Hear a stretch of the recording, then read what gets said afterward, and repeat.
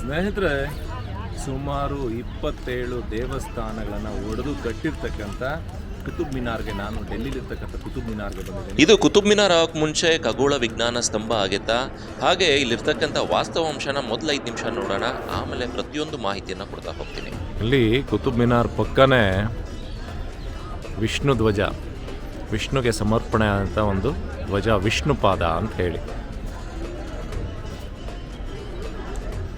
ಎಲ್ಲ ದೇವಸ್ಥಾನನೇ. ಮೇಲ್ಗಡೆ ಗುಡ್ಡೆ ಹಾಕೊಂಬಿಟ್ಟವ್ರು, ಮೇಲ್ಗಡೆ ಒಂದಷ್ಟೇ ಮಾಸ್ಕ್ ಇದೆ ಡೂಮ್ನ. ಇಲ್ಲಿ ನೋಡಿ ನಮ್ಮ ದೇವರುಗಳು ಕ್ಲೀನಾಗಿ ಕಾಣಿಸುತ್ತೆ. ಇದೆಲ್ಲ ನಮ್ಮ ದೇವರುಗಳೇ. ಕುತುಬ್ ಮಿನಾರ್ ಬಗ್ಗೆ ಸಂಪೂರ್ಣ ಮಾಹಿತಿ ಚಿತ್ರಣದೊಂದಿಗೆ ಕೊಡೋದಕ್ಕೆ ಮುಂಚೆ ತಮ್ಮೆಲ್ಲರಿಗೂ ನನ್ನ ಟ್ರಾವೆಲಿಂಗ್ ಟ್ರಕ್ಕರ್ ಚಾನಲ್ಗೆ ಆತ್ಮೀಯವಾದ ಸ್ವಾಗತವನ್ನು ಬಯಸ್ತೇನೆ. ನೀವೇನಾದರೂ ಈ ವಿಡಿಯೋ ಮುಖಾಂತರ ಮೊದಲನೇ ಬಾರಿಗೆ ಬಂದಿದ್ದರೆ ತಮಗೂ ಕೂಡ ಆತ್ಮೀಯವಾದ ಸ್ವಾಗತವನ್ನು ಬಯಸ್ತೇನೆ. ನಾನು ನಿಮ್ಮ ಟ್ರಾವೆಲಿಂಗ್ ಟ್ರಕ್ಕರ್. ಸ್ನೇಹಿತರೆ, ಬೆಂಗಳೂರಿಂದ ಡೆಲ್ಲಿವರೆಗೂ ಬಹಳ ದೂರ ಬಂದಿದ್ದೀನಿ. ಈ ಕನ್ನಡಿಗನಿಗೆ ಕನ್ನಡಿಗರ ಆಶೀರ್ವಾದ ಸದಾ ಇರುತ್ತೆ ಅಂತ ಭಾವಿಸ್ತಾ ಬನ್ನಿ ನನ್ನ ಜೊತೆ ಜಾಯ್ನ್ ಆಗಿ. ಸ್ನೇಹಿತರೆ, ಇದು ಟಿಕೆಟ್ ಕೌಂಟರು. ಫಾರಿನರ್ಸ್ಗೆ 600 ರುಪೀಸು. ATM ಕಾರ್ಡಲ್ಲಿ ಡೆಬಿಟ್ ಮಾಡಿದ್ರೆ 550. ನಮಗೆ 40 ರೂಪಾಯಿ ಒಬ್ಬರಿಗೆ. ATM ಕಾರ್ಡಲ್ಲಿ ಡೆಬಿಟ್ ಮಾಡಿದ್ರೆ 35 ರೂಪಾಯಿ, 5 ರೂಪಾಯಿ ಡಿಸ್ಕೌಂಟ್. ಸ್ನೇಹಿತರೆ, ದಿಲ್ಲಿಯ ಮಧ್ಯಭಾಗದಲ್ಲಿರ್ತಕ್ಕಂಥ ಈ ಕುತುಬ್ ಮಿನಾರ್ನ ನಾವು ಪುಸ್ತಕದಲ್ಲಿ ಏನು ಓದಿದ್ವಿ, ಅಲ್ಲಿ ವಾಸ್ತವ ಏನಿದೆ ತೋರಿಸುವಂಥ ಒಂದು ಪ್ರಾಮಾಣಿಕ ಪ್ರಯತ್ನ ಅಷ್ಟೇ. ಇದು ಕುತುಬ್ ಮಿನಾರೇನ ಅಥವಾ ನಮ್ಮ ಪೂರ್ವಜರು ನಿರ್ಮಿಸಿರ್ತಕ್ಕಂಥ ಖಗೋಳ ವಿಜ್ಞಾನ ಸ್ತಂಭ ಅಥವಾ ಖಗೋಳ ವೀಕ್ಷಣಾ ಗೋಪುರನ ಅಥವಾ ಧ್ರುವ ಸ್ತಂಭನ ಅಂತ ಹೇಳೋದಕ್ಕೆ ಕೆಲವಾರು ಸಾಕ್ಷ್ಯ ಪುರಾವೆಗಳಿದೆ. ಪ್ರತಿಯೊಂದನ್ನು ತೋರಿಸ್ತಾ ಹೋಗ್ತೀನಿ, ಬನ್ನಿ ನನ್ನ ಜೊತೆ ಜಾಯ್ನ್ ಆಗಿ. ಸ್ನೇಹಿತರೆ, ಇಲ್ಲಿದೆ ನೋಡಿ ಇನ್ಸ್ಕ್ರಿಪ್ಷನ್ನು ಬರೆದು ಹಾಕಿರುವಂಥದ್ದು ಡೀಟೇಲ್ಸ್ ಆಗಿ. ಅದರಲ್ಲಿ ಒಂದು ಮೆನ್ಷನ್ ಮಾಡಿರೋದು, the architectural members of 27 Hindu and Jain temples, 27 ಮಂದಿರಗಳನ್ನು ಮತ್ತು ಜೈನ ಮಂದಿರಗಳನ್ನು ಒಡೆದು ಹಾಕಿ ಮಾಡಿರ್ತಕ್ಕಂಥ ಇದೊಂದು ಮಸೀದಿ, ಹಾಗೆ ಒಂದು ಕುತುಬ್ ಮಿನಾರ್. ಸ್ನೇಹಿತರೆ, ನಮಗೆ ಇಲ್ಲಿ ಬರ್ದಾಕಿರ್ತಕ್ಕಂಥ ಶಾಸನವನ್ನು ನೋಡ್ತಾ ಒಳಗಡೆ ಸಾಗಿದ್ರೆ ನಮಗೆ ಫಸ್ಟ್ ವೆಲ್ಕಮ್ ಮಾಡೋದೆ ನಮ್ಮ ಪೂರ್ವಜರು ನಿರ್ಮಿಸಿರ್ತಕ್ಕಂಥ ಕಲ್ಲಿನ ಕೆತ್ತನೆಯ ಕಂಬಗಳು, ಹಾಗೆ ಆ ಸೂರ್ನಲ್ಲಿರ್ತಕ್ಕಂಥ ಕಮಲದಳದ ಆಕೃತಿ. ಇದೆಲ್ಲ ನೋಡಿದರೆ ಎಂಥವ್ರಿಗೂ ಅನ್ಸತ್ತೆ ಇಲ್ಲಿ ಹಿಂದೂ ದೇವಾಲಯ ಇತ್ತು ಅಂತ ಹೇಳಿ. ಅದೇ ಪ್ರಕಾರ ಅವರು ಕೂಡ ಅಲ್ಲಿ ಇನ್ಸ್ಕ್ರಿಪ್ಷನನ್ನು ಹಾಕಿದ್ದಾರೆ. ಇದು 27 ದೇವಸ್ಥಾನ ಹಾಗೂ ಜೈನ ಮಂದಿರಗಳನ್ನು ಕೆಡವಿ ಮಾಡಿರ್ತಕ್ಕಂಥ ಒಂದು ಮಿನಾರ್ ಅಂತ.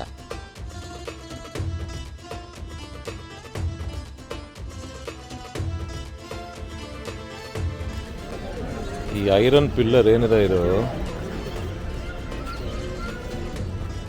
ಮೌರ್ಯ ಗುಪ್ತಾ ಡೈನಾಸ್ಟಿ ಚಂದ್ರ ಅನ್ನೋ ರಾಜನ ನೆನಪು. ವಿಷ್ಣು ಧ್ವಜ ಇದು, ವಿಷ್ಣುಪಾದ ಅಂಥೇಳಿ ನಮ್ಮ ದೇವರ ಧ್ವಜ ಕಂಬ ಇದು.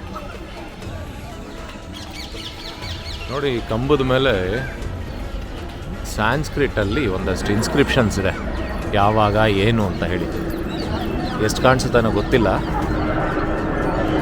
ಸ್ನೇಹಿತರೆ, ಇಲ್ಲಿ ಏನು ಧ್ವಜಸ್ತಂಭ ಇದೆ, ವಿಷ್ಣುಪಾದ, ಹಾಗೆ ಇದೆಲ್ಲ ಅವ್ರ ಸ್ಟ್ರಕ್ಚರ್ಸ್ ಇದೆಲ್ಲ.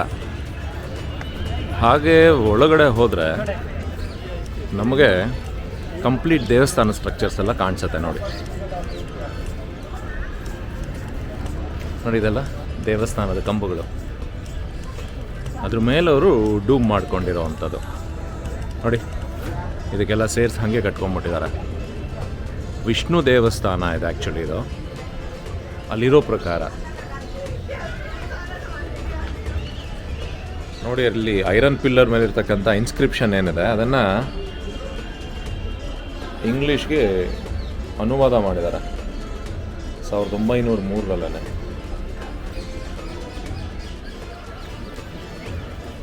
ನೋಡಿ, ಇದೆಲ್ಲ ನಮ್ಮ ದೇವಸ್ಥಾನ ಸ್ಟ್ರಕ್ಚರ್ಸ್. ಇದು ಮೇಲ್ಗಡೆ ಗುಂಬಸ್ ಥರ ಮಾಡ್ಕೊಂಡಿರೋ ಅಂಥದ್ದು. ಅದಕ್ಕೆ ಕಲ್ಲು ಮುರಿದೋಗಿರೋದಕ್ಕೊಂದು ಸಪೋರ್ಟ್ ಕೂಡ ಮಾಡಿದ್ದಾರೆ. ನೋಡಿ, ಇದೆಲ್ಲ ನಮ್ಮ ದೇವಸ್ಥಾನದ ಕೆತ್ತನೆಗಳೇ. ಇದೆಲ್ಲ ಬೇಲೂರು, ಹಳೇಬೀಡು, ಸೋಮನಾಥ್ಪುರ, ಈ ಕಡೆ ಎಲ್ಲ ಇದೆಯಲ್ಲ, ಈ ಥರದ ಕೆತ್ತನೆಗಳನ್ನು ನೀವು ನೋಡ್ಬೋದು ಇಲ್ಲಿ.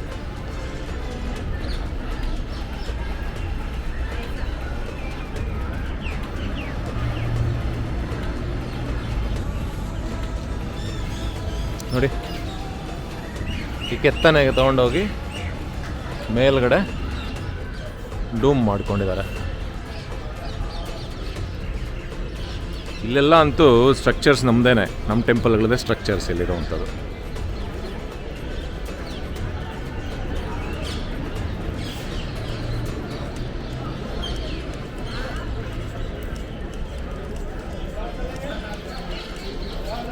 ಪೂರ್ತಿ ನಮ್ಮ ದೇವಸ್ಥಾನದ ಕಂಬಗಳೇ ಇವೆಲ್ಲ.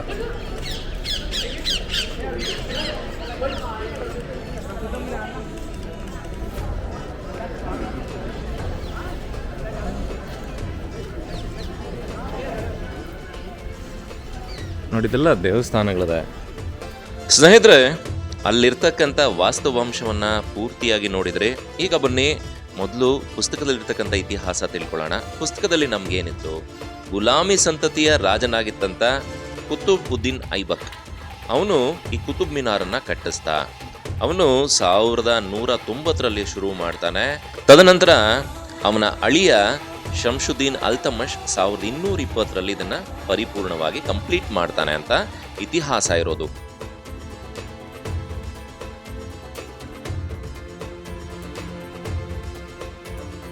ಮೊಹಮ್ಮದ್ ಗೋರಿಯ ಸೇವಕನಾಗಿದ್ದಂಥ ಕುತುಬುದ್ದೀನ್ ಐಬಕ್ ಮೊಹಮ್ಮದ್ ಗೋರಿ ಪೃಥ್ವಿರಾಜ್ ಚೌಹಾಣ್ ಮೇಲೆ ಯುದ್ಧವನ್ನ ಗೆದ್ದಂತ ನೆನಪಿಗೋಸ್ಕರ ಇದನ್ನ ಆ ಯುದ್ಧದ ವಿಜಯದ ಸಂಕೇತವಾಗಿ ಕಟ್ಟಿಸ್ದ ಅಂತ ಹೇಳಲಾಗತ್ತೆ.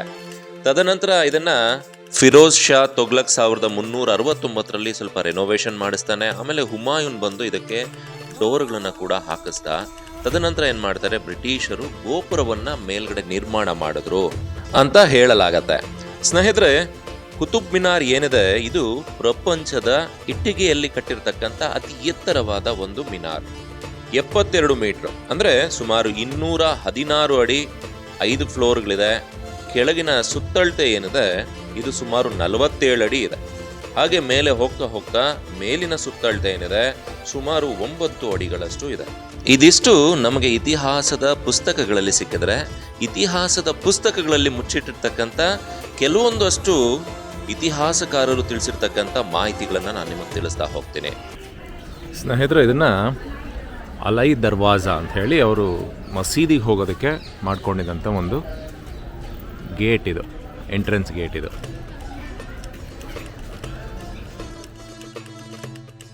ಈ ಕುತುಬ್ ಮಿನಾರ್ಗೆ ಒಳಗಡೆನೆ ಸುರುಳಿ ಆಕಾರದಲ್ಲಿ ಮೆಟ್ಟಿಲುಗಳಿವೆ. ಸುಮಾರು 360 ಮೆಟ್ಟಿಲುಗಳಿವೆ ಅಂತ ಹೇಳಲಾಗತ್ತೆ. ಅದಾದ ನಂತರ ಈ ಮೊಘಲರ ಆಳ್ವಿಕೆಯಲ್ಲಿ ಇನ್ನ 19 ಮೆಟ್ಟಿಲುಗಳನ್ನ ಜಾಸ್ತಿ ಮಾಡಲಾಯಿತು ಅಂತ ಹೇಳಲಾಗತ್ತೆ.